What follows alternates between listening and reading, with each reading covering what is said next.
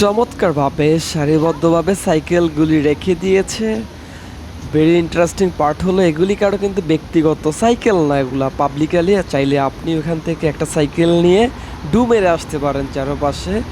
এগুলাতে আপনার QR code আছে উপরে, কার্ডটা স্ক্যান করলে আপনি নিতে পারেন। ডলার থাকতে হবে আপনার কার্ডে অবশ্যই।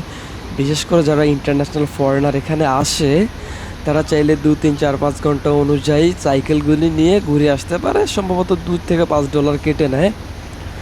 দেখতে পাচ্ছেন এই যে এক টুরিস্ট ভাই সম্ভবত উনি সাইকেল দিয়ে ডু মারছে। যাই হোক, সিঙ্গাপুরে এই বিষয়টা একেবারে কমন, বেশ ভালো লেগেছে। আপনি চাইলে সাইকেলগুলি নিয়ে ডু মেরে আসতে পারেন, কেউ আপনাকে ইন্টারাপ্ট করবে না, বাধা দিবে না। খুব ইজি। শুধু কেবল যে এই রিসোর্টে তা না, পুরো সিঙ্গাপুর জুড়ে আপনি জায়গায় জায়গায় এরকম সাইকেল পেয়ে যাবেন। আপনার যদি প্রয়োজন মনে হয় আপনি একটা সাইকেল নিতে পারেন। তো দেখতে পাচ্ছেন খুবই নেট অ্যান্ড ক্লিনের একটি শহর। আপনি এই যে বড় বড় বিল্ডিংয়ের ফাঁক দিয়ে সাইকেল ডু মেরে দিবেন আর দেখবেন অনেক পর্যটক এখানে আসা যাওয়া করতেছে। আসলে পুরো সিঙ্গাপুরটাই হচ্ছে আপনার পর্যটক এরিয়া বললেই চলে। এতটা সুন্দরভাবে সাজিয়েছে, আপনাকে ফ্যাসিনেট করবে। আর সত্যি কথা বলতে ভাই, এখানে আসার পর আপনার মনে হবে যে হ্যাঁ, আমার টাকা পয়সা যাই গেছে, বাট এই দেশের সৌন্দর্য দেখে আমি মুগ্ধ। Very nice.